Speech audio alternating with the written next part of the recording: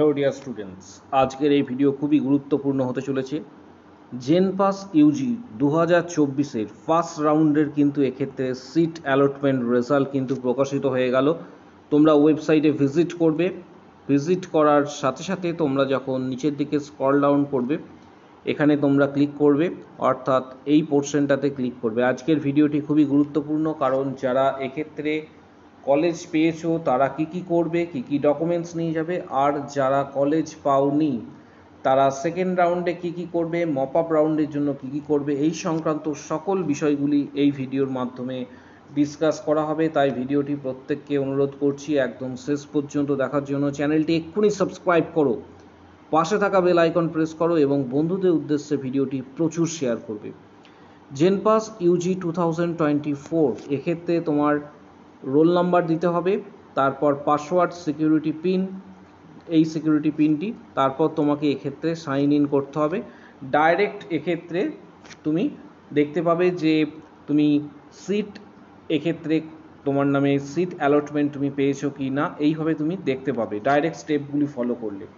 পাশাপাশি তোমাদের জানিয়ে রাখি যে যারা এক্ষেত্রে কলেজ পেয়েছো, জেনপাস ইউজিতে যারা কলেজ পেয়েছো তারা কি ডকুমেন্টস ক্যারি করবে, এক্ষেত্রে ডকুমেন্ট ভেরিফিকেশন যেদিন হবে সেদিন কি ডকুমেন্টস ক্যারি করবে। পাশাপাশি যারা কলেজ পাওনি তাদের জন্য এই ভিডিওটি খুবই গুরুত্বপূর্ণ হতে চলেছে। এক্ষেত্রে তোমাদের একটা বিষয় বলবো, round one allotment round, round one হচ্ছে অ্যালটমেন্ট রাউন্ড। এই রাউন্ডে যাদের এক্ষেত্রে সিট অ্যালটমেন্ট হয়েছে বা যারা কলেজ পেয়েছো তারা প্রথমে কি করবে, কলেজ পাওয়ার সাথে সাথে দেখতে পাচ্ছ তুমি কলেজ পেয়েছো, সিট অ্যাকসেপ্টেন্স ফিস, যে বিষয়গুলি খুবই মনোযোগ সহকারে শুনবে, সেটা প্রথম থেকে আমি তোমাদের বলে দিচ্ছি, ভুল কোনোভাবে করবে না, কারণ পরবর্তী ক্ষেত্রে নইলে প্রবলেমে পড়বে। তুমি যে কলেজই পাও, weather it is government college or it may be private college, তোমার কাজ হচ্ছে তোমার নামে যে কলেজটি এক্ষেত্রে অ্যালট করা হয়েছে সেই কলেজে এক্ষেত্রে সিট অ্যাকসেপ্টেন্স ফিস, যেটা 1000 টাকা তোমাকে দিতে হবে, পেমেন্ট করতে হবে, দিয়ে অ্যালটমেন্ট লেটারটি ডাউনলোড করবে, এটা প্রথম কাজ। তারপর এক্ষেত্রে তুমি যখন পেইড করছো সিট অ্যাকসেপ্টেন্স ফিস, তখন তোমাকে কিন্তু এক্ষেত্রে ইউনিক অ্যালটমেন্ট আইডি, অর্থাৎ এক্ষেত্রে দেখতে পাচ্ছ ইউনিক অ্যালটমেন্ট আইডি এক্ষেত্রে তোমাকে কিন্তু দেওয়া হবে। এবং এরপর অ্যালটমেন্ট লেটার সমস্ত কিছু এক্ষেত্রে ডাউনলোড করার পর ডকুমেন্ট ভেরিফিকেশানে তোমাকে কি নিয়ে যেতে হবে সেই বিষয়টা তোমাদের সামনে তুলে ধরছি। এটা খুবই গুরুত্বপূর্ণ। এটা হচ্ছে ডকুমেন্ট ভেরিফিকেশানে যে বিষয়গুলি তোমাদের নিয়ে যেতে হবে, যেটা অফিসিয়াল ওয়েবসাইটে ক্লিয়ারলি মেনশন করা রয়েছে। এক্ষেত্রে বলা হয়েছে allotment is given based on input provided by the candidate, document ভেরিফিকেশনস।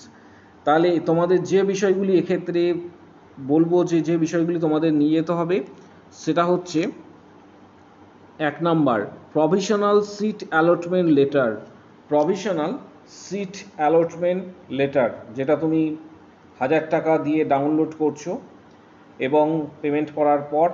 2 নম্বর হচ্ছে এক্ষেত্রে র্যাঙ্ক কার্ডস, তোমার যে জেনপাস ইউজির র্যাঙ্ক কার্ড রয়েছে সেই র্যাঙ্ক কার্ডটি। 3 নম্বর হচ্ছে ক্লাস 10-এর অ্যাডমিট কার্ড এবং বার্থ সার্টিফিকেট। পাশাপাশি হচ্ছে ক্লাস 12-এর মার্কশিট এবং এক্ষেত্রে all candidates and undertaking form pro forma, এক্ষেত্রে অ্যানেক্সচার 1 যেটা বলা হয়েছে সেটা নিয়ে যেতে হবে। পাশাপাশি 6 নম্বর যে পয়েন্টটা বলা হয়েছে ইউনিক অ্যালটমেন্ট আইডি, যেটা একটু আগে আমি তোমাদের বললাম, এই ইউনিক অ্যালটমেন্ট আইডিটা কিন্তু তোমাদের নিয়ে যেতে হবে। মোবাইল নাম্বার, যে মোবাইল নাম্বার দিয়ে তুমি এক্ষেত্রে অ্যাপ্লিকেশনস করেছিলে সেখানে ওটিপি আসবে, সেই মোবাইল নাম্বারটি কিন্তু নিয়ে যেতে হবে। ডমিসাইল সার্টিফিকেট, এই নিয়ে আমি বিশেষ কিছু বলছি না, কারণ অলরেডি আমি বলে দিয়েছি ডমিসাইল কিভাবে তৈরি করবে, কোথা থেকে, এটা অলরেডি বলে দেওয়া রয়েছে। পাশাপাশি এসসি এসটি ওবিসি যারা রয়েছে তাদের কাস্ট সার্টিফিকেট এবং ওবিসিদের ক্ষেত্রে এক্ষেত্রে এনসিএল সার্টিফিকেট এখানে বলাই রয়েছে, এবং ইডাব্লিউএস এর ক্ষেত্রে ইডাব্লিউএস সার্টিফিকেট, পিডাব্লিউডির ক্ষেত্রে পিডাব্লিউডি সার্টিফিকেট, এবং এই এত কিছু তোমাদের সমস্ত কিছু নিয়ে যেতে হবে, যেটা অলরেডি বলা রয়েছে। এবং একটা বিষয় তোমাদের বলে রাখি যে এক্ষেত্রে তুমি যেভাবে কলেজ সাজিয়েছিলে, ধরো 1, 2, 3, 4, 5 এইভাবে তুমি যে কলেজগুলি সাজিয়েছিলে, দেখা গেল যে তোমার 6 নম্বর কলেজটি তুমি পেয়েছো, 6 নম্বর কলেজটি পেয়েছো। এক্ষেত্রে আপগ্রেডেশন ইয়েস এবং নো যে ফর্মটা তোমাদের বলেছিলাম সেটাও কিন্তু সাথে করে নিয়ে যাবে। এবার 6 নম্বর কলেজ ধরো তুমি যেটা পেয়েছো, সেই কলেজটি তুমি ধরো তুমি ইন্টারেস্টেড নাও, তুমি চাইছো যে 1 থেকে 5-এর মধ্যে যে কলেজগুলি তুমি সাজিয়েছিলে সেই কলেজগুলিতে তুমি ট্রাই করবে। তখন তুমি কি করবে, এক্ষেত্রে আপগ্রেডেশন ইয়েস ফর্মটি সাবমিট করবে। এক্ষেত্রে কলেজে তোমাকে সশরীরে যেতে হবে, ডকুমেন্ট ভেরিফিকেশনস করাতে হবে অরিজিনাল এবং জেরক্স কপি নিয়ে, এবং আবারও বলছি অরিজিনাল এবং জেরক্স কপি নিয়ে তোমাকে কিন্তু ইনস্টিটিউটে হাজির থাকতে হবে, যে কলেজে তোমার এক্ষেত্রে তুমি সিট পেয়েছো বা তোমাকে ডাকা হচ্ছে ডকুমেন্ট ভেরিফিকেশনের জন্য, তোমার নামে যে কলেজটি অ্যালট করা হয়েছে। এখানে অরিজিনালও বলা হয়েছে, 1 সেলফ অ্যাটেস্টেড কপিজও বলা হয়েছে, সমস্ত ডকুমেন্টস নিয়ে যাবে। এবং আপগ্রেডেশন ইয়েস নো বিষয়টাও তোমাদের বলে দিলাম যে তুমি যে কলেজটি পেয়েছো সেই কলেজে যদি তুমি অ্যাডমিশনস নিতে চাও তাহলে আপগ্রেডেশন নো ফর্ম এক্ষেত্রে কিন্তু সাবমিট করবে।